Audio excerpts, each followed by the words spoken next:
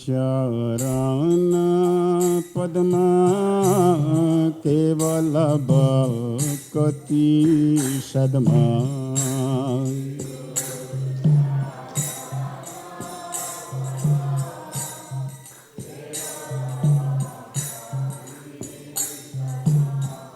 श्री गुरु चरण पद्मा केवल भक्ति सद्मा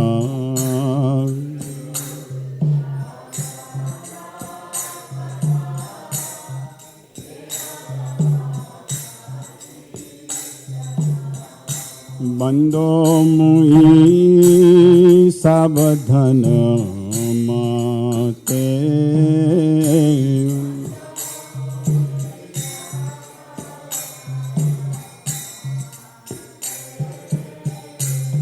बंदो मुई सावधान माते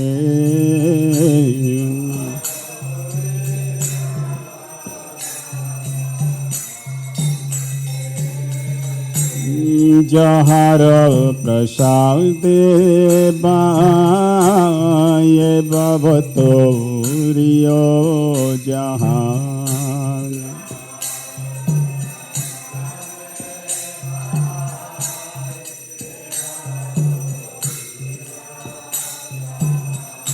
जहार प्रसाद बाये भवतो रियो जहार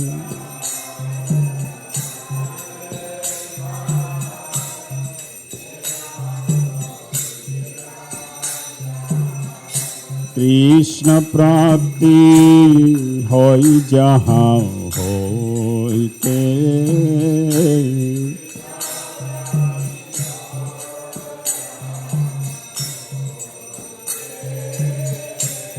कृष्ण प्राप्ति होई जहाँ होइते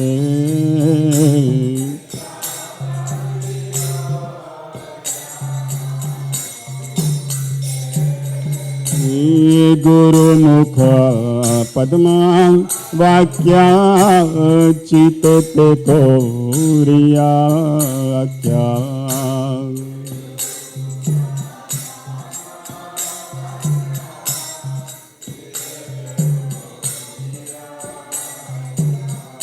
गुरु मुख पद्मा वाक्या चितते कोरिया क्या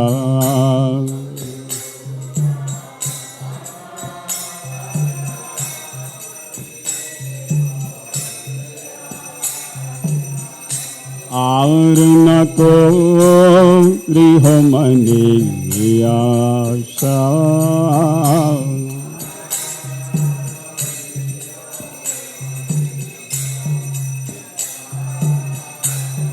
और न कोरी हमनी आशा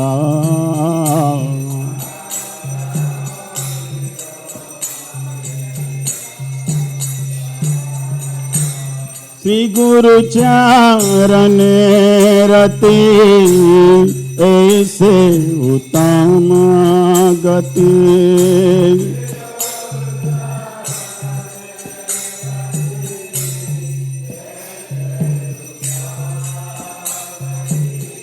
श्री गुरु चरण रति ऐसे उत्तम गति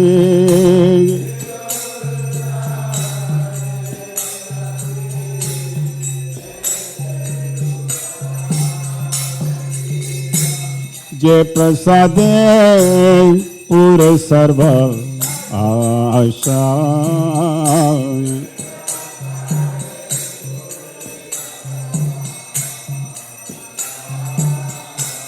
जे प्रसादे पूरे सर्व आशा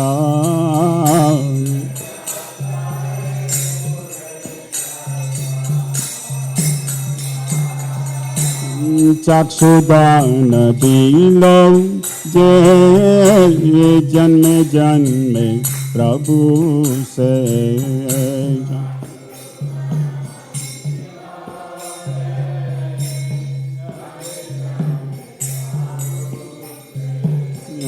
चक्षुदान दिलो जे जन्म जन्म प्रभु से।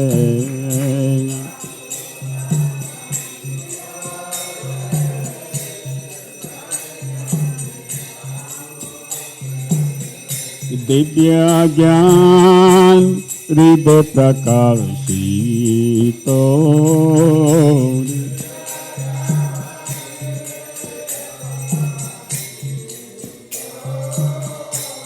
दिव्य ज्ञान हृदय प्रकाशितो,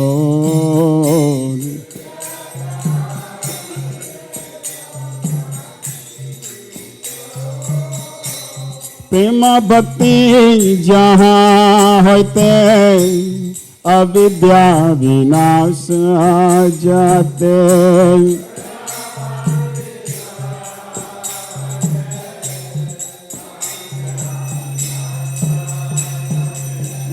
प्रेम भक्ति जहाँ होते अविद्या विनाश जाते।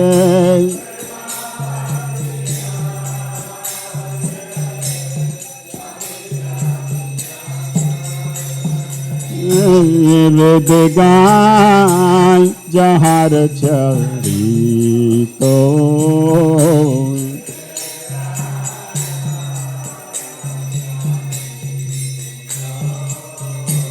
वेद गाय जहाँ चरितो,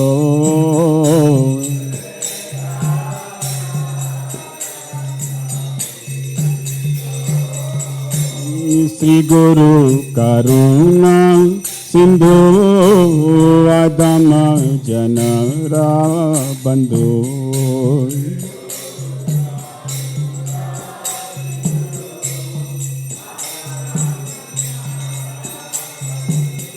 श्री गुरु करुणा सिंधु आदम जनरा बंधु।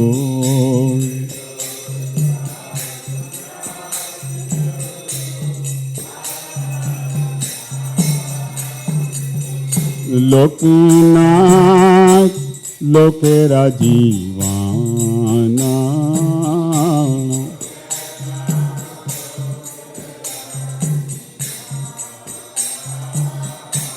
प्रभुपाद लोकेरा जीवाना।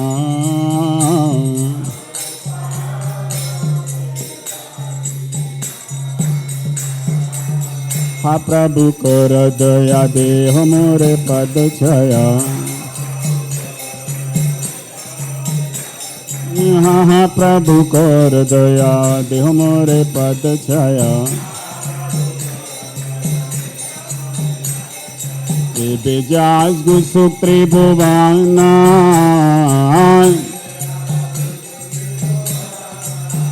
शिला प्रभुपाद पतित पावना।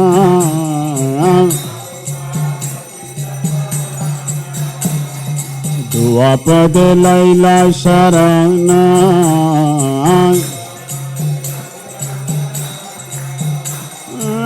बेजाज गुसुक त्रिभुवना।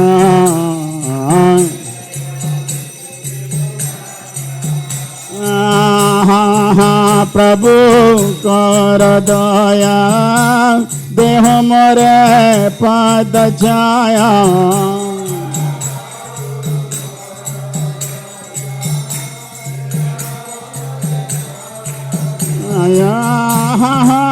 प्रभु कर दया देह मोरे पद छाया।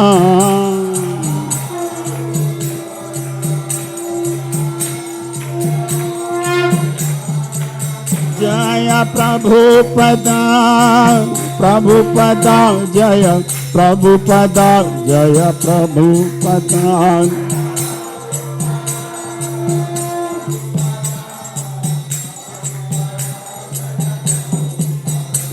प्रभुपाद प्रभुपाद प्रभुपाद प्रभुपाद।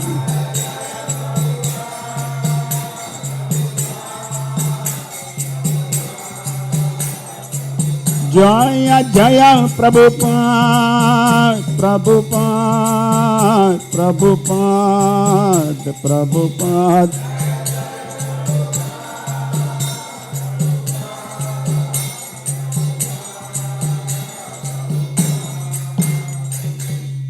नमो विष्णुपदाय कृष्ण पृष्ठाय भूतले श्रीमते भक्ति वेदांत स्वामी निति नामिने।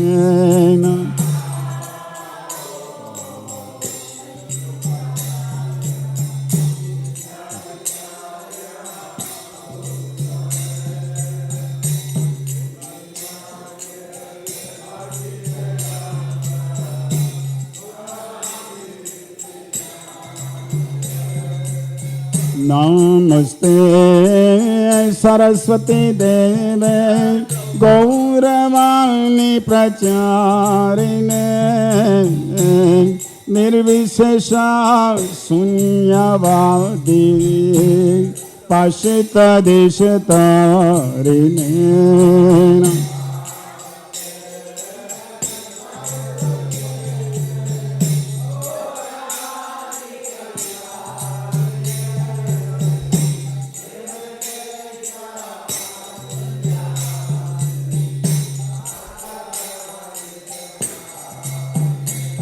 जय श्री कृष्ण चैतन्य प्रभु नित्यानंद श्री अद्वैत गदाधर शिवासदि गौरा भक्त वृंद।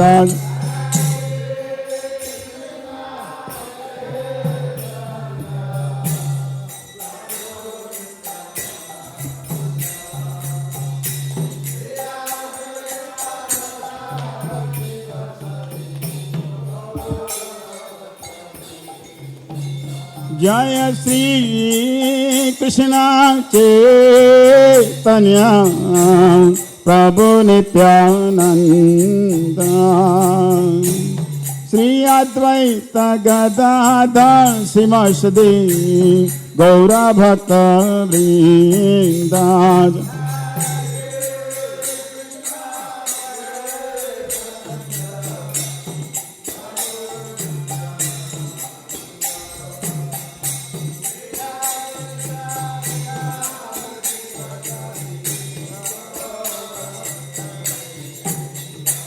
जय श्री कृष्ण चैतन्य प्रभु नित्यानंद श्री अद्वैत गदाधर शिवासदि गौरा भक्त वृंद।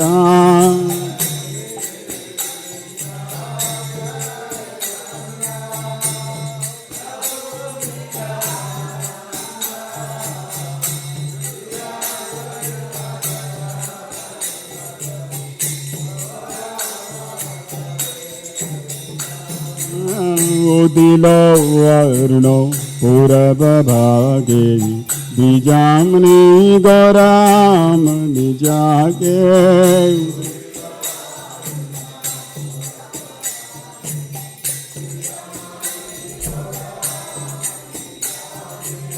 बकत समूह लोया साथी गेल नागर ब्राजे।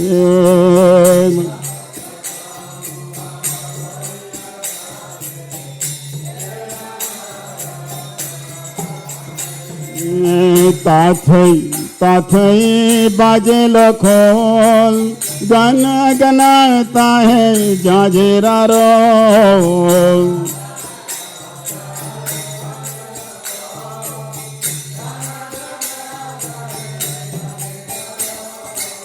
प्रेमे दला दला सुनेरा अंग चरणे नुपुर बाजे।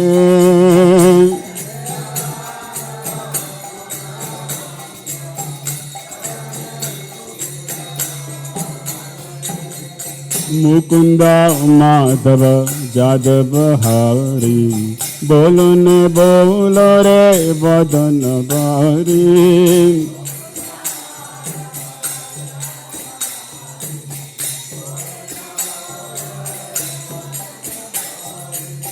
নিচে নিন্দা বসে গেল রে রাতি দিবস শরীর সাজে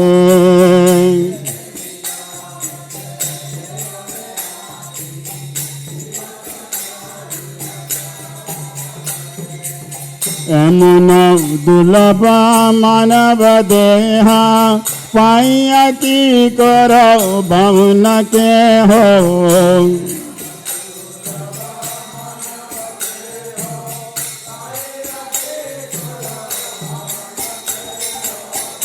बिना भजिले যশোদা সুত চরমে পরিবেলা যে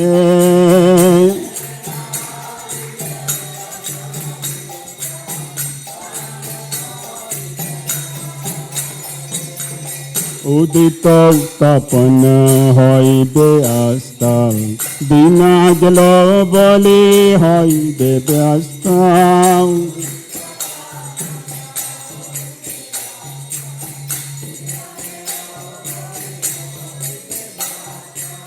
তবে কেন এবে আলস হই নবজ হৃদয় রাগে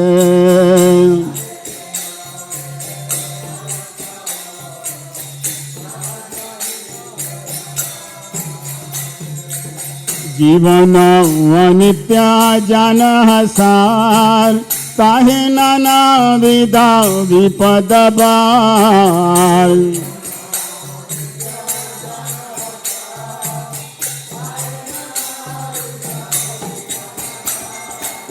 नाम सया करे जतने तुम तक अपन काजे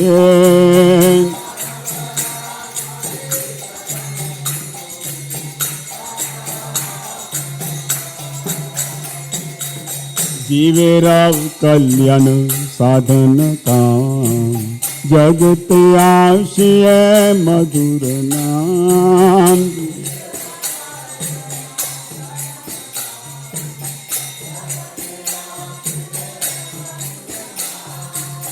अविद्या तिमिरा तपना रूपे हृदय गगने विराजे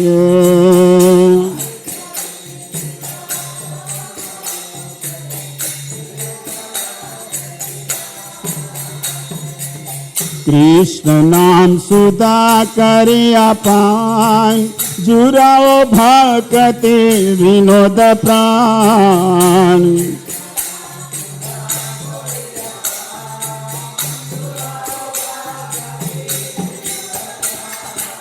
नाम बिना किछु नहीं तो और 14 भुवन माजे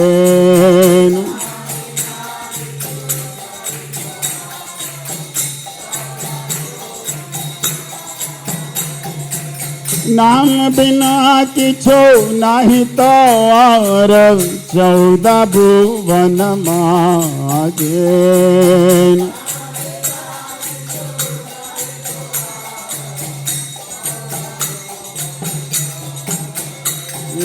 हरे Krishna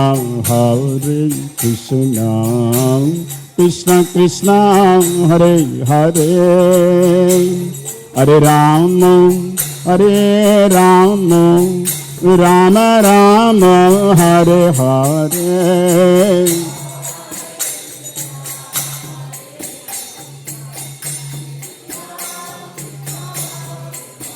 Hare Hare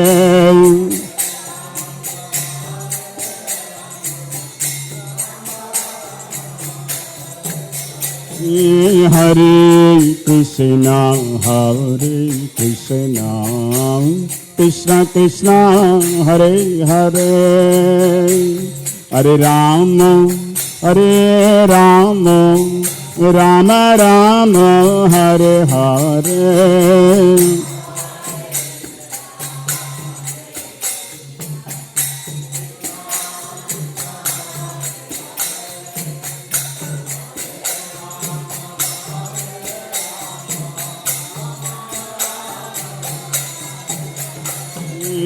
Hare Krishna, Hare Krishna, Krishna Krishna, Hare Hare, Hare Rama, Hare Rama, Rama Rama, Hare Hare.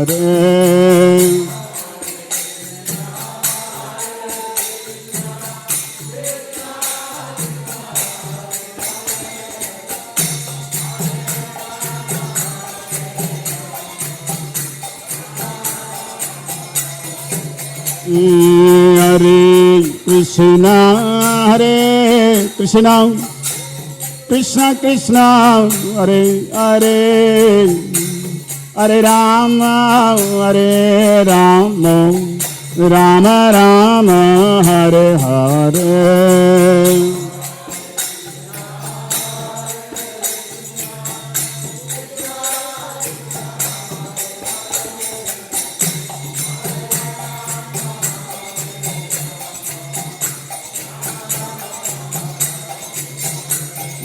Hare Krishna, Hare Krishna, Krishna Krishna, Hare Hare, Hare Rama, Hare Rama, Rama Rama, Hare Hare.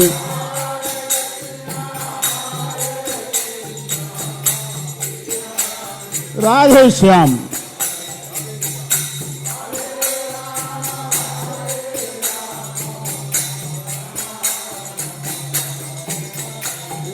Hare Krishna, Hare Krishna, Krishna Krishna, Hare Hare, Hare Rama, Hare Rama, Rama Rama, Hare Hare.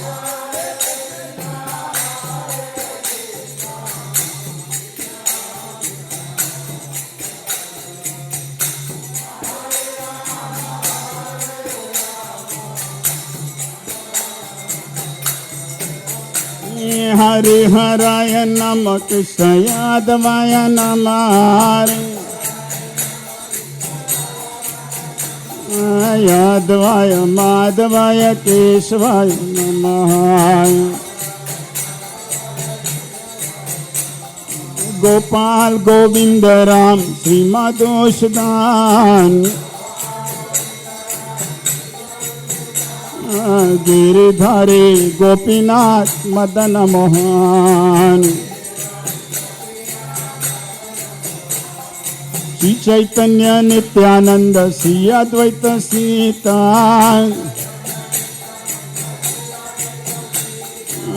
Hari Guru Vaishnava Bhagavad Gita, Shri Rup Shri Sanatan Bhatt Raghunath, Shri Jiva Gopal Bhatt Das Raghunath. Hare Krishna, Hare Krishna, Krishna Krishna, Hare Hare, Hare Rama, Hare Rama, Rama Rama, Hare Hare.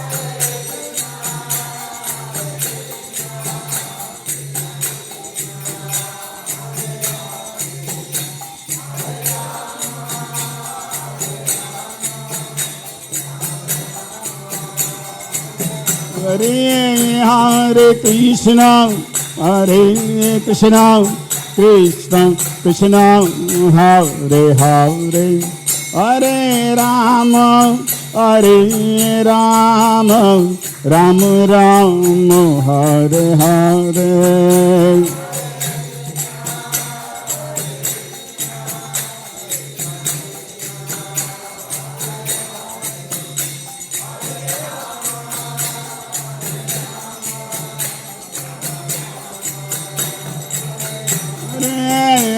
Hare Krishna, Hare Krishna, Krishna Krishna, Hare Hare, Hare Rama, Hare Rama, Rama Rama, Hare Hare.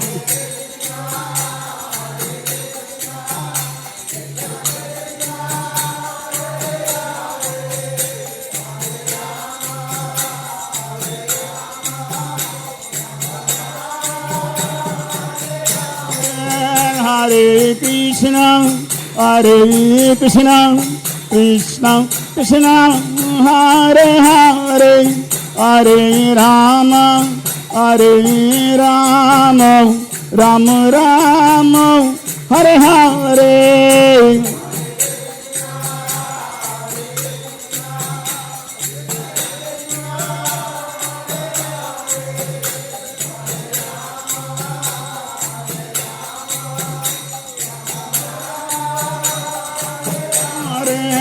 Hare Krishna, Hare Krishna, Krishna Krishna, Hare Hare, Hare Rama, Hare Rama, Rama Rama, Hare Hare.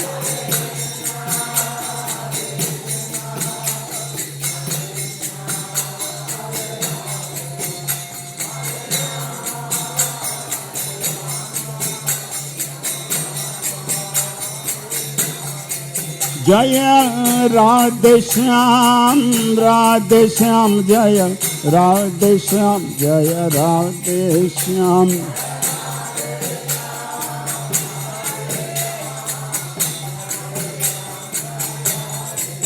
Jaya Krishna Balaram, Krishna Balaram, Jaya Krishna Balaram, Jaya Krishna Balaram.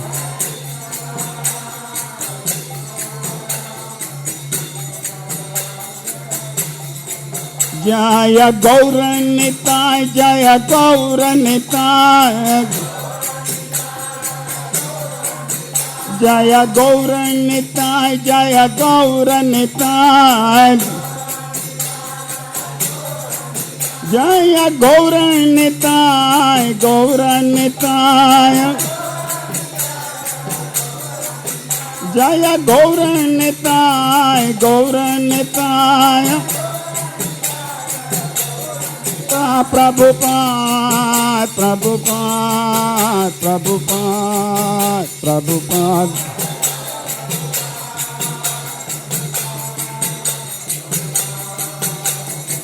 Nitai Gaura Haribol, Haribol, Haribol, Nitai Gaura Haribol.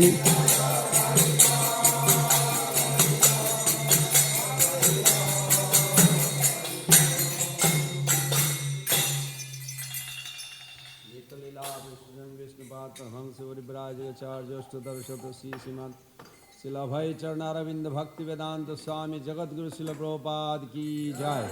Our beloved spiritual master, ISKCON founder Acharya, BBT founder Acharya Jagadguru Srila Prabhupada ki jai.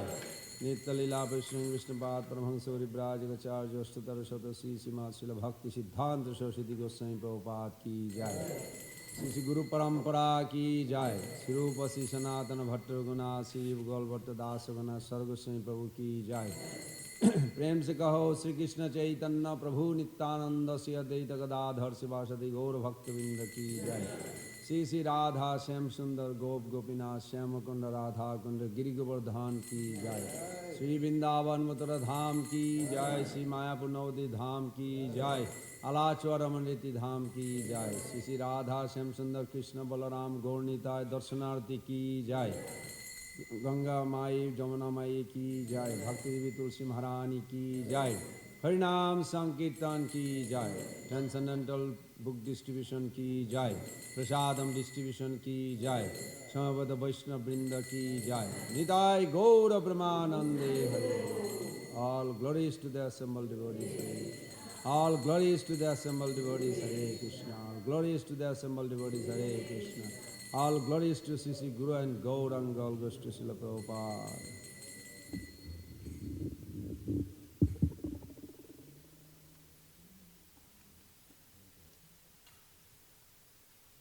Hare Krishna. So I'm going to read a little Prabhupada nectar this morning.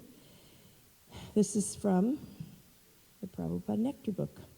Anyone who has heard Srila Prabhupada knows that he quoted many Sanskrit verses while preaching, but sometimes after preaching he would murmur a verse or a portion of a verse which might serve as a final comment or footnote or merely a sign that his divine grace was absorbed in a chain of Krishna conscious thought. Rishikena Rishikesha Sevanam. Srila Prabhupada might be dealing with someone's personal problems, ISKCON management or whatever, and the quotation could be viewed as a reminder. Whatever Srila Prabhupada did or said, he was always mindful that he was acting as the servant of Krishna and the acharyas in Krishna's disciplic chain. Satsvarupa Das Goswami recalls being present during one of Srila Prabhupada's ecstatic Sanskrit murmurings. It was in Dallas in 1971, and Srila Prabhupada had been reprimanding Satsvarupa for different mistakes he had made in the management. They then left the room together to go look at the deities of Radha Kalachandji, which were being prepared for installation.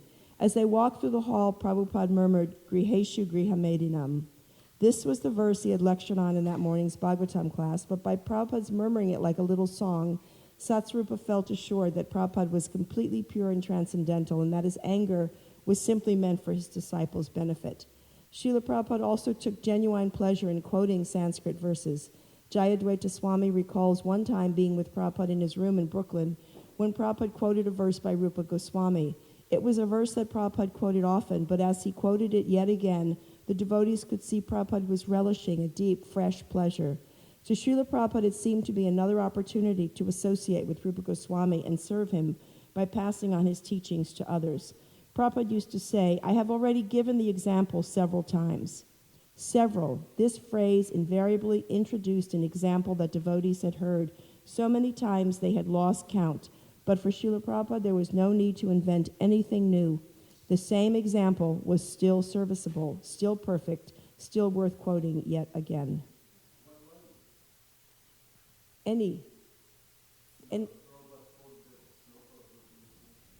didn't say, the Rupa Goswami one didn't say. Okay, Srila Prabhupada Ki Jai.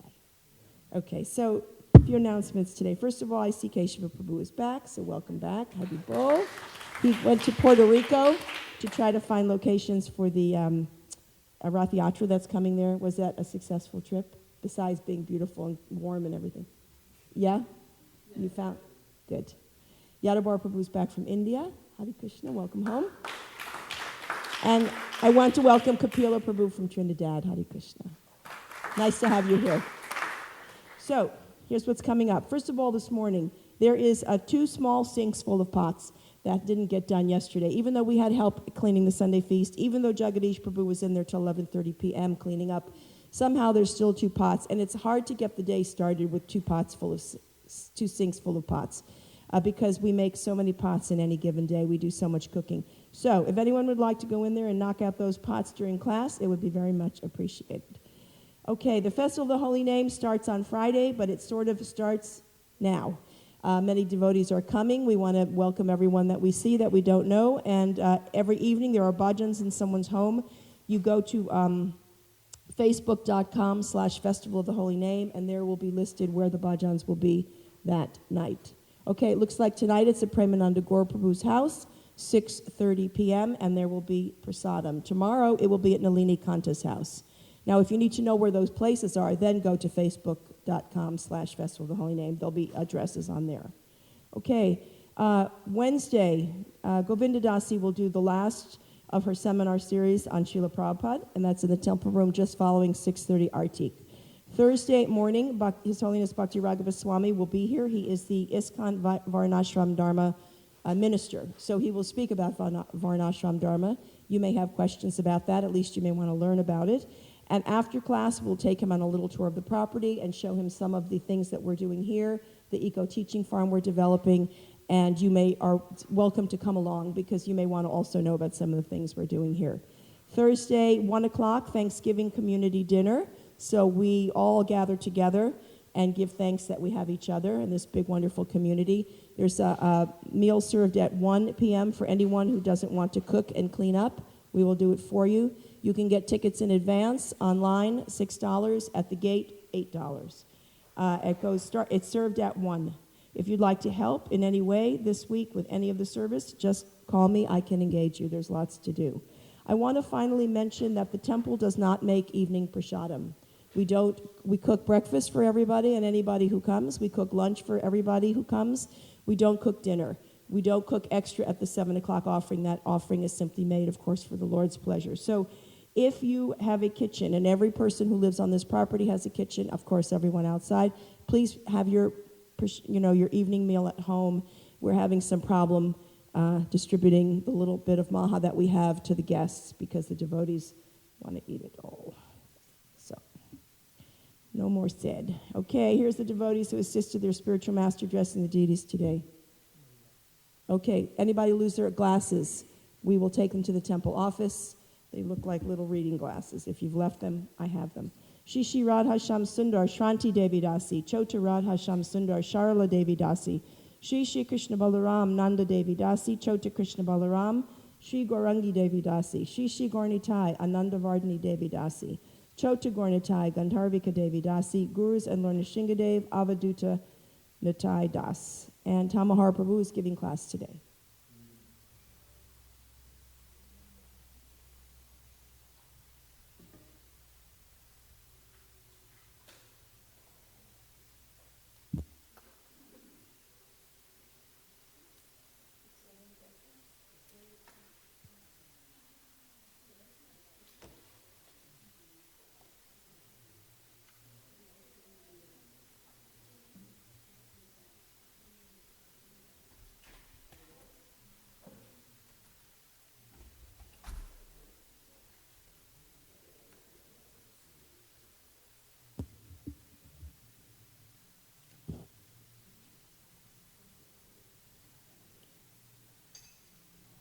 Jaya Radha Madhava Kunja Bihari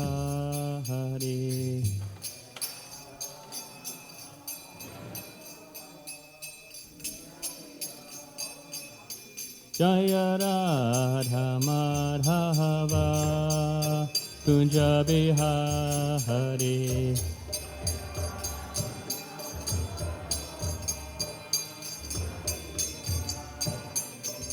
Gopi Janna Bahalaba Giravaridhari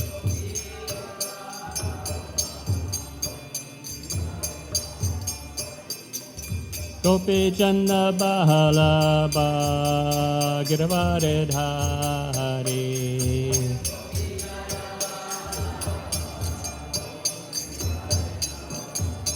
Yashoda Nandana Vraja Jana Ranjanaya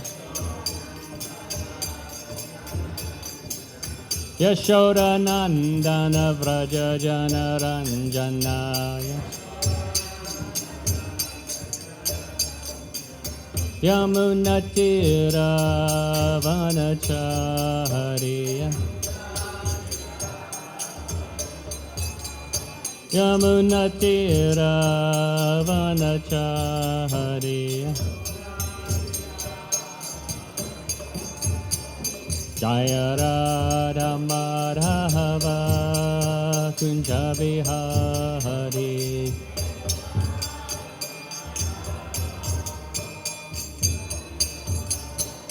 Jaya Radha Madhava Kunja Bihari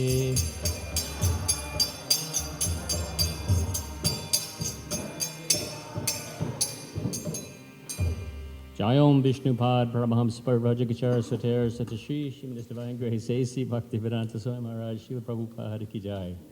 ISKCON founder Acharya Srila Prabhupada Nandakota Vaishnavrinda Ki Jai. Namacharya Sri Haridas Thakur Ki Jai. Prem Se Gaho Shri Krishna Chaitanya Prabhu Nityananda Shri Advaita Gadadhar Shri Vasudhi Gaur Bhaktivinoda Ki Jai.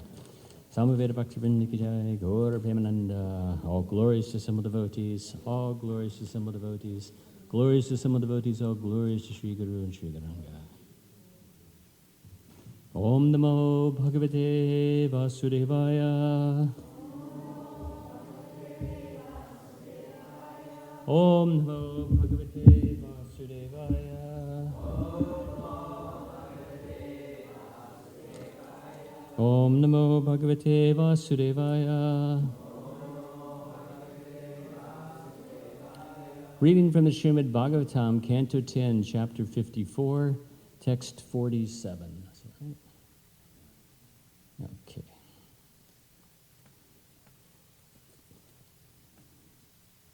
Janmadayastu dehasya Vikriya natmana kvachit Kalanam ivanai vendor. Mritir hyasya kuhuriva. Janmadayas hasya. Vikriya natmana kvachit.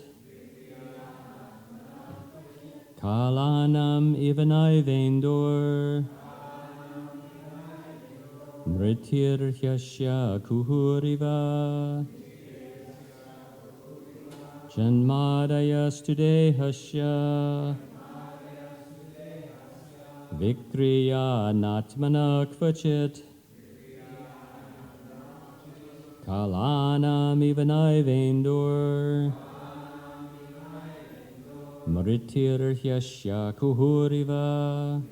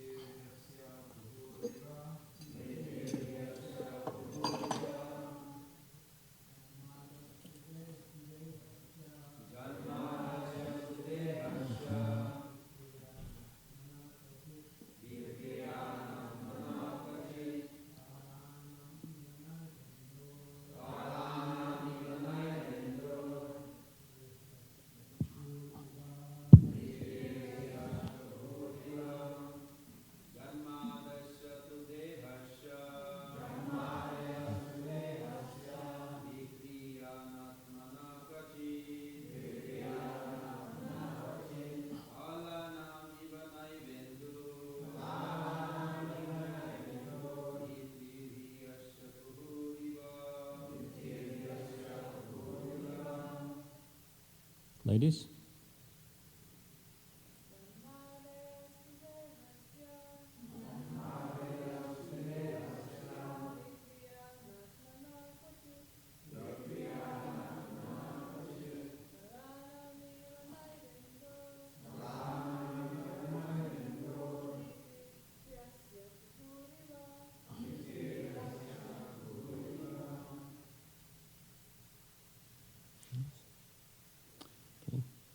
Janma adaya, birth and so on. To, but, dehasya, of the body. Vikriya, transformations. Na, not. Atmana, of the self. Kvachit, ever. Kalanam, of the phases. Iva, as. Na, not. Eva, indeed. Indo, of the moon. Mriti, the death. He, indeed. Asya, of it. Kuhu, the new moon day. Iva, as. We'll be reading the translations and purports through text 47 through 50. Translation purport by the disciples of His Divine Grace, A.C. Bhaktivedanta Swami Prabhupada. Birth and other transformations are undergone by the body, but never by the self, just as change occurs to the moon's phases, but never for the moon, though the new moon day may be called the moon's death. Purport. Lord Balaram here explains how the conditioned souls identify with the body and how this identification should be given up. Certainly, every ordinary person considers himself or herself young, middle-aged, or old, healthy or sick. But such identification is an illusion, just as the waxing and waning of the moon is an illusion. When we identify ourselves with the material body, we lose our power to understand the soul. 48. As a sleeping person perceives himself, the objects of sense enjoyment, and the fruits of his acts within the illusion of a dream, so one who is unintelligent undergoes material existence. Purport. As stated in Shruti, asango hyayam purusha, the living being has no intimate connection with the material world. This point is explained in the present verse. A similar statement is found in the Srimad Bhagavatam 11:22-56. Artye hyavidyamane samshristir na nivartate jyayato vishayanasya swapnain artagamo yata. For one who is meditating on sense gratification, material life, although lacking factual existence, does not go away, just as the unpleasant experiences of a dream do not. 49. Therefore, with transcendental knowledge, dispel the grief that is weakening and confounding your mind. Please resume your natural mood, O princess of the pristine smile. Purport. Lord Balaram reminds Srimati Rukmini that she is the eternal goddess of fortune, performing pastimes with the Lord in this world, and should thus give up her so-called grief. In text 50, Shukadeva Goswami said, thus enlightened by Lord Balaram, slender Rukmini forgot her depression and steadied her mind by spiritual intelligence. Om Jnanatimanandasha Jnananjanasa Kaya Chakshurlimitamina Tasmai Shri Gurave Namaha Vanchakalpatubhishcha Kripasindu Vyevacha Patitano Pavanebhyo Vaishnavibhyo Namo Namaha. So we're continuing Balaram's instructions to Rukmini. I think Nagaraj described it the other day as like a break in the action. After this battle scene with Krishna and Balaram and all the armies and defeating Rukmi, now Balaram takes the opportunity to preach Krishna consciousness. And he's instructing Rukmini. He actually instructed both Krishna and Rukmini. He went kind of back and forth saying, Krishna, you shouldn't have done this, but Rukmini, you shouldn't really be lamenting about it. And he would go kind of back and forth this way. In a sense, trying to pacify Rukmini, kind of gently chastising his brother, but not really, just in terms of this pastime. And now he's given several verses where Balaram is explaining the essence of the philosophy of the difference between the body and the soul. So Rukmini's grief is taken as attachment to bodily relationships. In other words, Balaram is saying, you are lamenting for Rukmi, for his pitiful condition here, because he is your brother, but these relationships are all based upon the body and are not spiritual in essence. Therefore, you should give up these bodily relationships. And thus, Balaram explains the difference between the body and the soul very nicely, actually in 3 verses, 46, 47, 48, that give 3 analogies that describe how the difference between the body and the soul.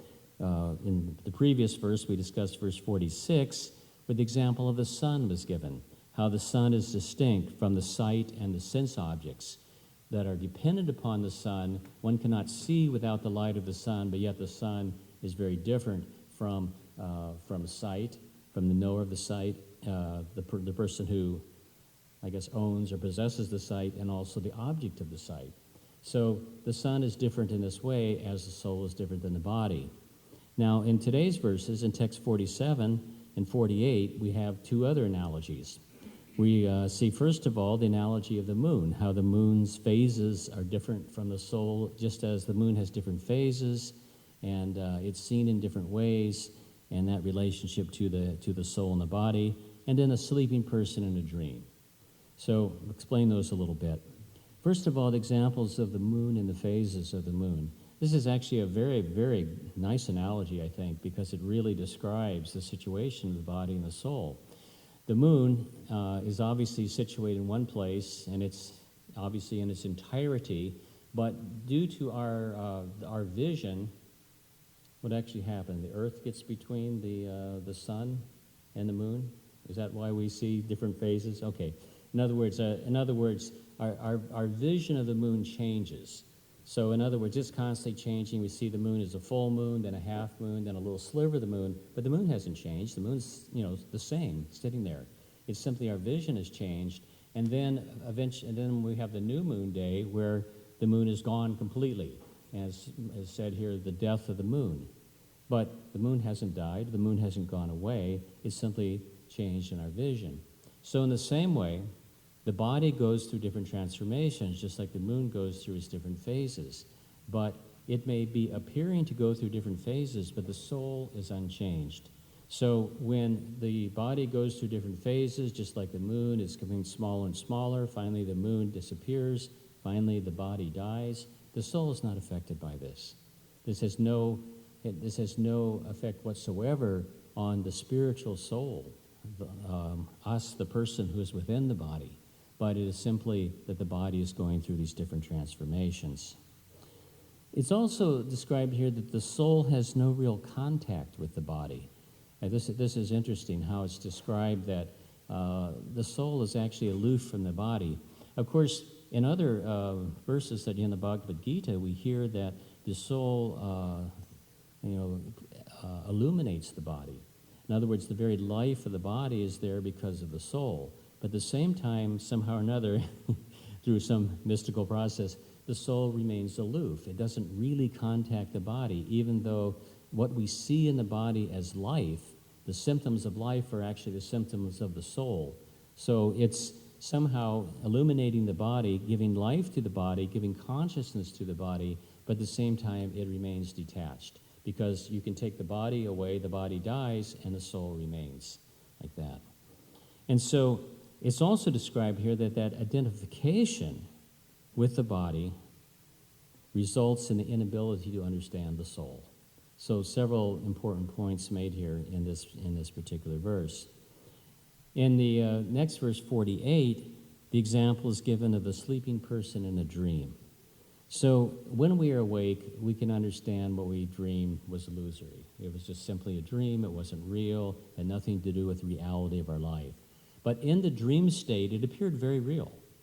If you've ever had a nightmare or a very vivid dream, it seems very real to you, and you experience fear, you experience pain, you experience, maybe not in the bodily sense, but certainly the subtle body experiences all of these things, right, very vividly in a dream sometimes.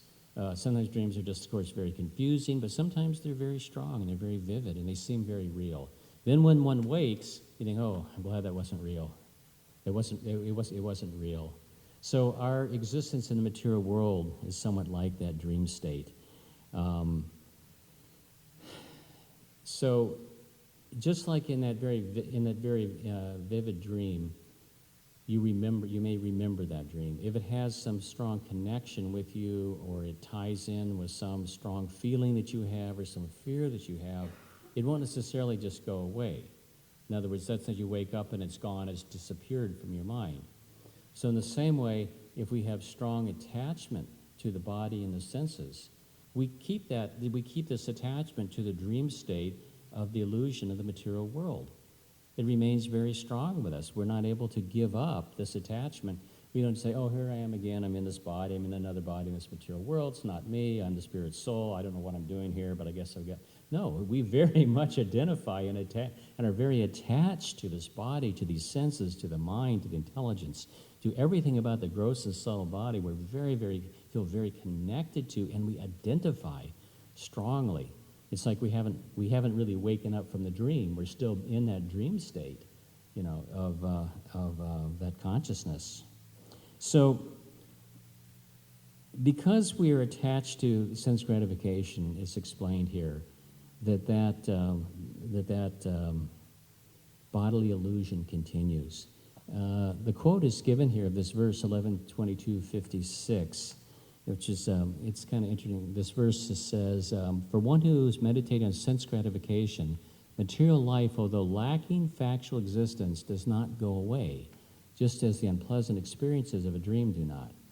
And since this purport is basically taken directly from Vishwanath Chakravarti Thakur's purport on this, I thought I'd read his commentary on this particular verse. Vishnu Chakravarti Thakur says, though bondage in samsara is based on illusion, the suffering it induces does not go away. Though things related to imposition by false identity have no factual existence, the suffering arising from the relationship samsara does not disappear. It does not disappear for a jiva who meditates on sense objects with intelligence directed at enjoying.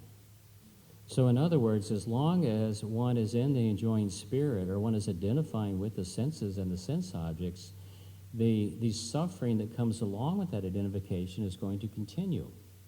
So that's another very important point here. it's not just a question of ignorance, it's also a question that ignorance brings about suffering. So we know that the source of ignorance and suffering is false identification with the body. And this is such an important point that you can see it's repeated over and over. We hear in the 2nd chapter in the very beginning of Bhagavad Gita, and here we have it after all of these wonderful pastimes of Krishna. We've already heard about the rasa dance. We've heard about everything, the most intimate, beautiful pastimes of Krishna. And here we're back to Lord Balaram telling us we're not the body. And the body is different than the soul. And we have, as we can see further, in very, very important verses in the 11th canto of the Srimad Bhagavatam about the same subject matter, which gives us some indication that this is really important. This is really the essence of spiritual life. Because if we don't understand that we're not the body, that we're the soul within the body, then how can we understand anything else? So that's repeated over and over again in many, many different ways, with different examples, different analogies, put in different contexts, so that we can really understand this point and understand how it applies to us in many, many ways too. It's not just an intellectual thing. Okay, intellectually understand I'm not this body. Okay, done. It's something that really has to be realized, and we have to realize it and implement it throughout our lives. Otherwise, we're bound to suffer because of this ignorance of our spiritual nature. It's described that the source of suffering, which is called klesha, continues because we have these material desires called bija. So we have klesha, we have the suffering we experience, we have the seed of desire. This is actually explained in the 6th canto in the story of Ajamil. So, and they are both coming from avidya, ignorance. So it is ignorance that propels this cycle of suffering. So how do we get out of this cycle of klesha, bija, avidya? It's explained very easily, only through the process of bhakti. Bhakti is able to uproot the ignorance, which is the cause of suffering, and the cause of the seed of suffering, which continues our cycle of suffering within this material world. So this bhakti is process of bhakti, of devotional service, is absolutely critical to understand, so that we can actually realize these examples, so we can realize that we are not the body, that we are the spirit soul. So Srimad Bhagavatam tells us right in the beginning of the 2nd chapter of the 1st canto about how knowledge and renunciation come about automatically from bhakti. Vasudeva Bhagavati Bhakti Yoga Prajojita Janayat Yashu Vairagyam Jnanam Chayada Haitukam. By rendering devotional service unto the personality of Godhead, Sri Krishna, one immediately acquires causeless knowledge and detachment from the world. So this causeless knowledge and detachment from the world, they come as byproducts of bhakti. It is not that I perform, that I remember or I learn so many verses or I am so renounced and then bhakti comes about. It's really more the other way around. Of course, those things can be helpful. Knowledge and renunciation can be helpful in the process of bhakti, but ultimately bhakti is the cause of knowledge and renunciation, as described here in the Srimad Bhagavatam, that one acquires causeless knowledge and detachment from the world. Why is it called causeless? It means that we are not causing it. It is not that, I do something and I get some result in some mechanical way. It's causeless because it comes by the mercy of the Guru and Krishna. So in that way, this causeless knowledge and detachment arises through the process of bhakti, through loving devotional service to the Supreme Personality of Godhead. So, what is the process of devotional service? This is my lead-in to this week, which is a week that we are specially dedicating to the chanting of the holy name. We have our Kirtan Mela, what are we calling it? The Holy Name Festival, real simple. Festival of the Holy Name, that was simple enough. Festival of the Holy Name, which is coming up, and we have different bhajans and kirtans occurring through the week, culminating Friday and Saturday, 2 full, wonderful days of chanting. Why all this emphasis on chanting? Because chanting is the process for the sage of Kali. This is our process of bhakti yoga that will help us to understand that we are the spirit soul, we are eternal servants of Krishna, and we are not this body that is trapped in this material world. In the 12th canto of the Srimad Bhagavatam, Shukadeva Goswami describes the miseries of Kali Yuga and all of the faults in Kali Yuga and all of the shortcomings. We're short-lived, we're unlucky, we're misguided. So many things are wrong in this age of Kali. But then he concludes in 12.351, he says, "My dear king, although Kali Yuga is an ocean of faults, there is still one good quality about this age. Simply by chanting the Hare Krishna Mahamantra, one can become free from material bondage and be promoted to the transcendental kingdom." So we have this dispensation, in a sense, in Kali Yuga. Although it is the most difficult age for self-realization, we're given this process of Sankirtan Yajna. And this chanting will bring freedom from the cycle of birth and death. Bhagavatam 1.114 says, "Living beings who are entangled in the complicated meshes of birth and death can be freed immediately by even unconsciously chanting the holy name of Krishna, who is feared by fear personified." So the glories of the holy name are unlimited. We could speak for hours and days about the holy name and understand that has great power, particularly in this age of Kali.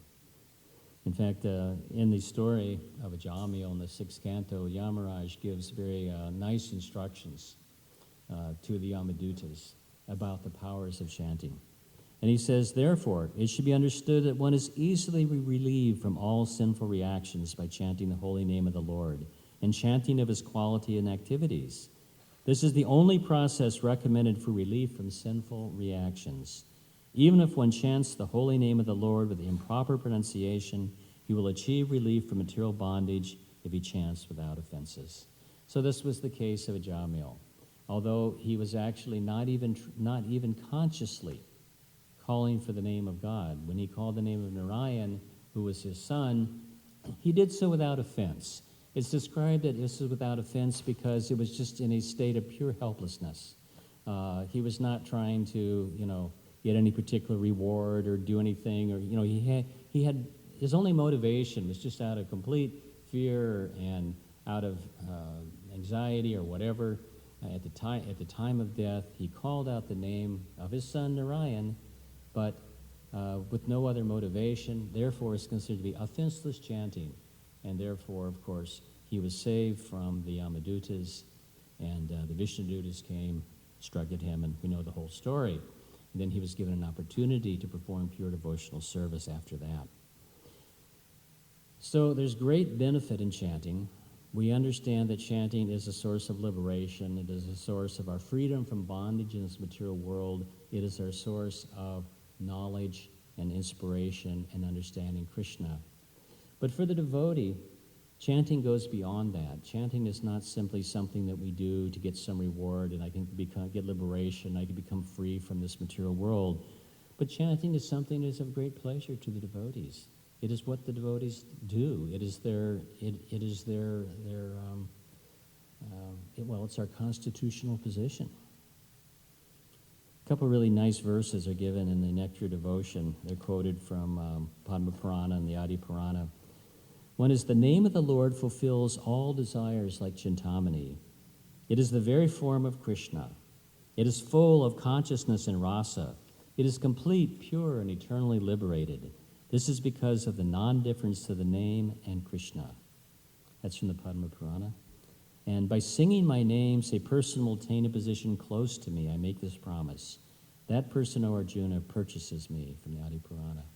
So, in other words, for the devotee, it's a very intimate relationship that we have with the holy name. And because the devotee begins to understand little by little how Krishna is really in his holy name and how Krishna and his name are non-different. So that when we are associating with Krishna's name, we are associating directly with him.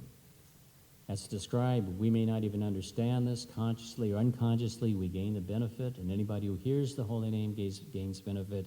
But for the devotee, we become more and more deeply involved with the holy name. We become more deeply It becomes part of our life, it becomes part of who we are, and it becomes part of our whole relationship with God. It's seen through the chanting. Here's another nice verse from the Srimad Bhagavatam 2.111. O King, constant chanting of the holy name of the Lord after the ways of the great authorities is the doubtless and fearless way of success for all, including those who are free from all material desires, those who are desirous of all material enjoyment, and also those who are self-satisfied by dint of transcendental knowledge. I actually particularly read this one because I wanted to read the purport by Srila Prabhupada, where he actually gives a little different direction, a little different, he goes a little deeper into this chanting. Srila Prabhupada says, Sri Shukadev Goswami recommends the transcendental chanting of the holy name of the Lord. By offenseless chanting and hearing of the holy name of the Lord, one becomes acquainted with the transcendental form of the Lord, and then with the attributes of the Lord, and then with the transcendental nature of his pastimes, etc. So in other words, there's this sort of gradual evolution of understanding and realization that one gains through chanting. And I thought this was very nice how Srila Prabhupada describes this. That first we may, after hearing the holy name of the Lord, we become a little attracted to his transcendental form, which we do. We understand that Krishna, this is God, Shama Sundar, and we get some attraction for that form. And then it's described that we understand the attributes of the Lord. We understand who Krishna really is and our relationship with Krishna. And then we become attracted to the transcendental nature of his pastimes. Those pastimes become more and more dear to the devotee. And this comes about as an evolution of consciousness as we become spiritually advanced and realized simply by the chanting of the holy name. So everything is there within chanting. Everything is there within the holy name. Full realization of Krishna, his name, his form, his activities, his lila. Everything is there if we simply chant. We don't need to do something else or try some other process, or we don't have to anyway. Simply through these processes of hearing and chanting is sufficient for complete self-realization. And of course, one needs to do that when one takes up the chanting of the holy name under the instruction of the pure devotee. It is through hearing the Maha Mantra from the lips of the pure devotee, as Srila Prabhupada, that one has been able to take up that chanting. On our own, we would be incapable of pure chanting. But because we are here, because we've been instructed in the pure chanting of Hare Krishna by the pure devotee, therefore we're able to take it up to some degree. And being on that path of pure devotional service, it's simply a matter of time that we continue the process of sadhana bhakti till we eventually reach that stage of pure devotional service. Okay. And one other last thought is that the devotee sees that chanting is devotional service. It's service to Krishna, and it's also a call for more service to Krishna. It's not that we just chant in a vacuum or an abstraction, like I'm sitting here chanting and that's it. No, somebody raised a question in the Sunday feast yesterday, didn't they? I don't remember exactly what it was, but something about, is it better the person who's, working in the kitchen, washing pots, or the person who's chanting in the temple? I don't know, it was something like that, wasn't it?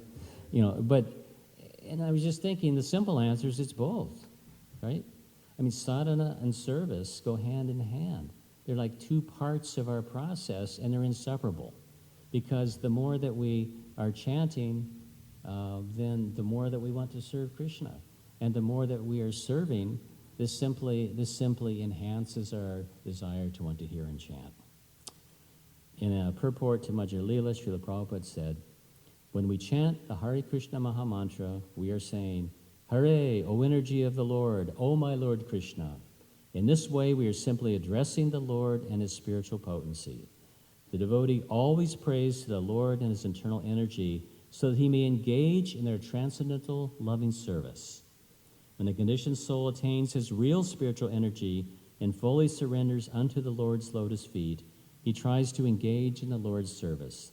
That is the real constitutional position of the living entity. So what we should say to that person who asked that question is, yes, You should perform your sadhana. You should chant your 16 rounds nicely. You should chant and see the deity. And then, being fully surcharged with spiritual energy, go and work in the kitchen all day.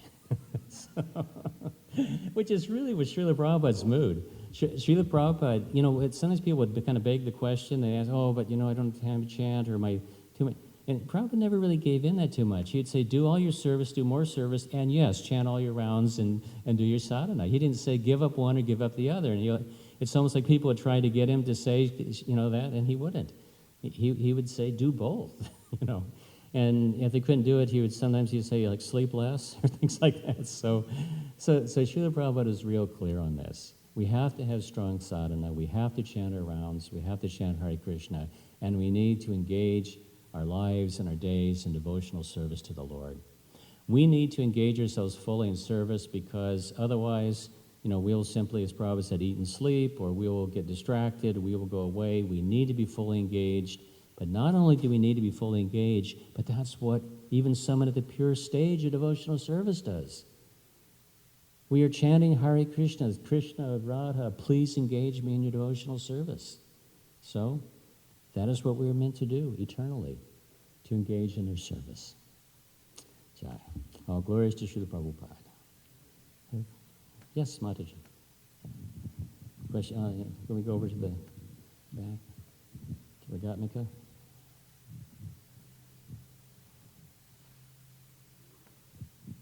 Hare Krishna. For young people who are not motivated to chant on their own, is it detrimental or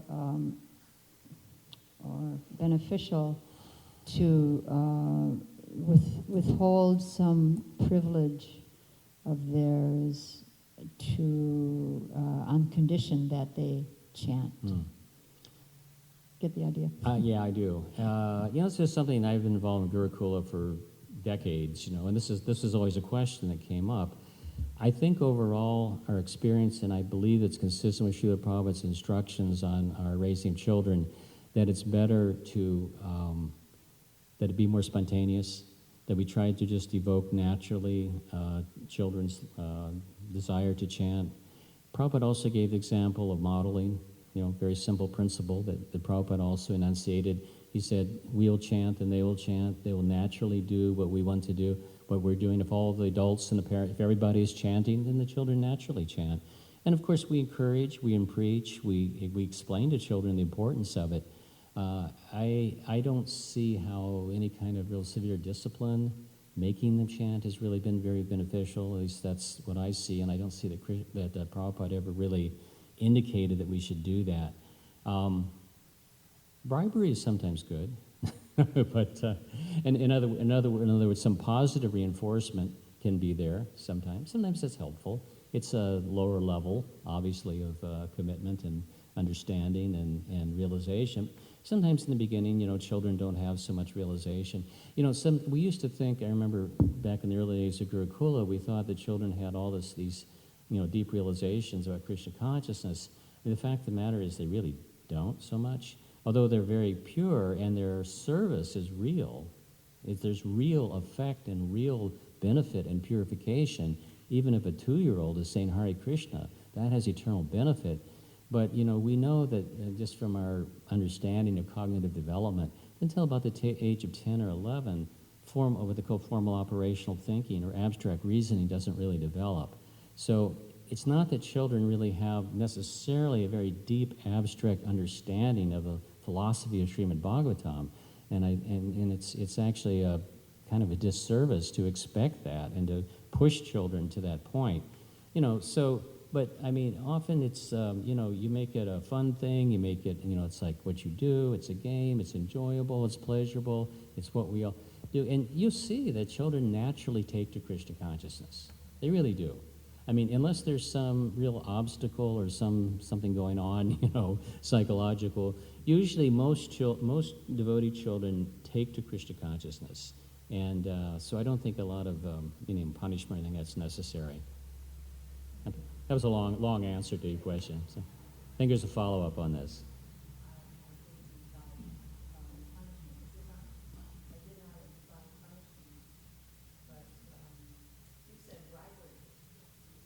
positive reinforcement. Okay.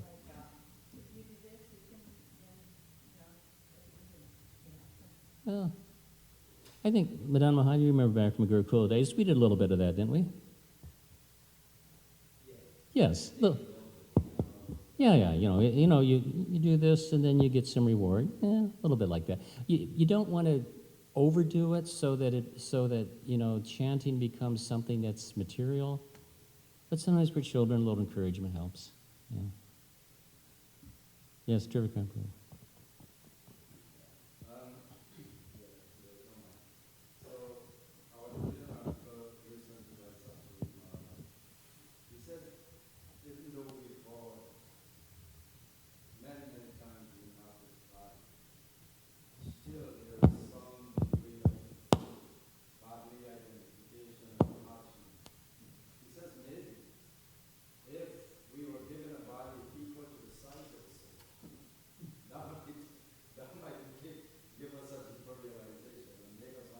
A body the size of the soul, yeah. We couldn't do much with that, could we? At 1/10,000th the tip of a hair? Yeah. One other point is that we shouldn't really drive and chant or should not comfort. But even if we're forced to or if we have to, then we should be a little honest and get the whole meaning. I feel Yes, thank you very much. Okay. Yes, Prangavanapram.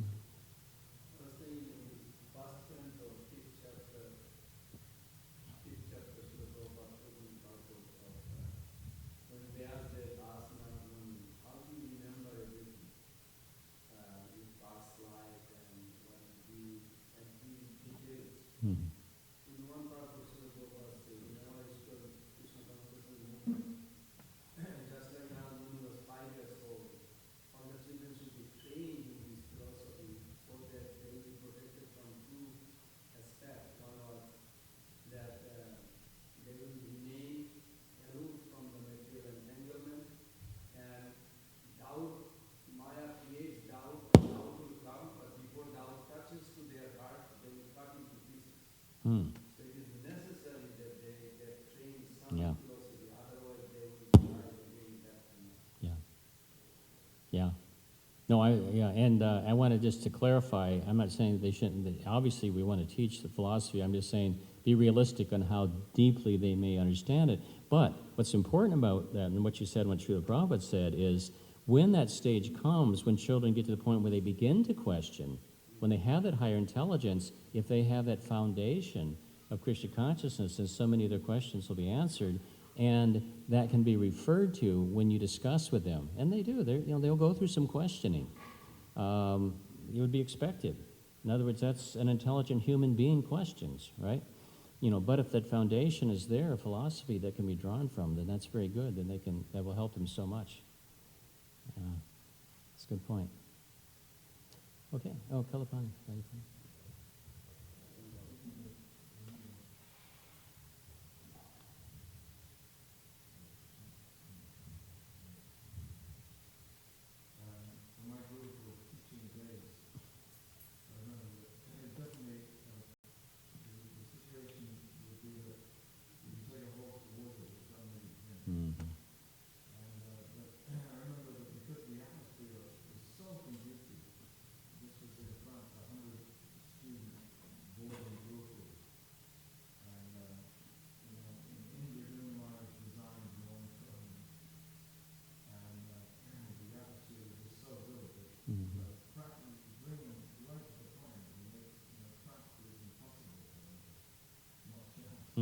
Yeah.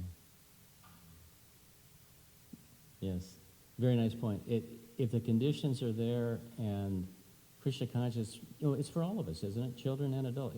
If Krishna consciousness is presented nicely, and it's in that way that we have just what, like Prabhupada would often say, that sometimes even say this is a recreational activity. Says chanting, dancing, taking prasadam, what's not to enjoy. So in that way, as you say, if it's presented very nicely like that, children will automatically take to it. I mean, we all had that experience. There may be that one or two that, like you say, bring the horse to water, but you can't make them drink. you can't make everybody take to Krishna consciousness. It's a matter of the heart.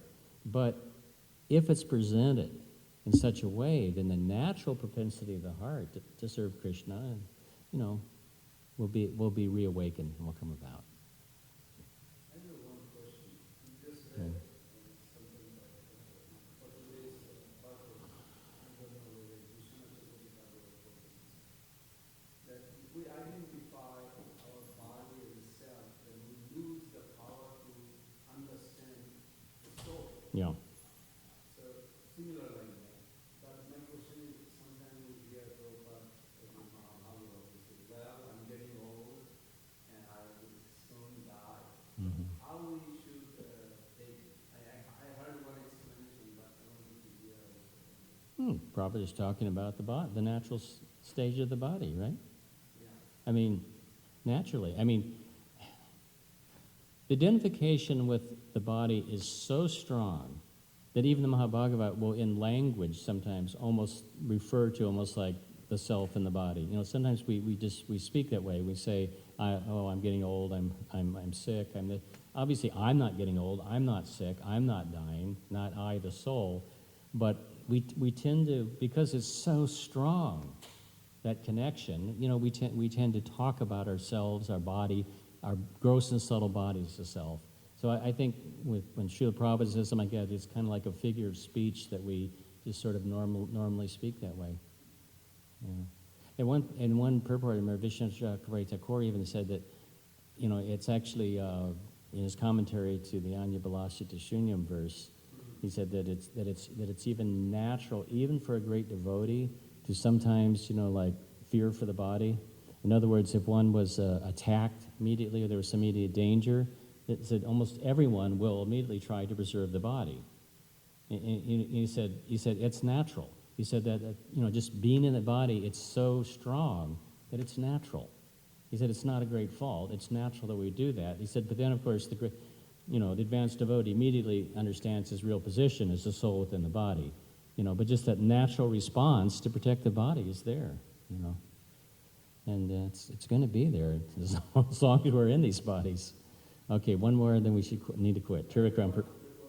All right, quick one, and then Trivikram. Srila Prabhupada says in the third canto that our goal is to become a family member of Krishna. Yes. But here Balaram is telling Mother Rukmini that don't be attached to the family member. He's not a family member, he's a body. Rukmini, yeah. How do we reconcile that? Well, we want to join Krishna's spiritual family. Rukmini was her material brother, just in that particular manifestation in the material world. So we want to be part of Krishna's spiritual family, eternally. Okay, Trivikram Prabhu. So one of the Purana says that this body is the only tool to take it back to the spiritual family. And if you don't protect it, who will? It's our tool. Well, yeah. In other words, the body and the senses are both our means of entanglement and our means of liberation, right? It's described that way. That how we use them, we use it's the process of Yukta Vairagya. We use the body, we use the senses in Krishna's service. There are means in our process of deliverance. Otherwise, opposite, means of entanglement. Okay, all glories to Srila Prabhupada.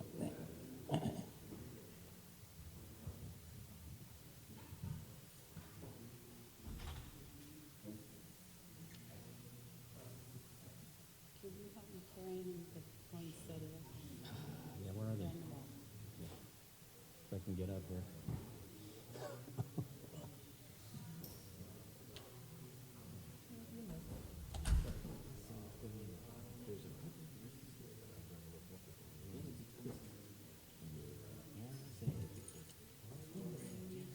I got a whole thing on verses on the Holy Name.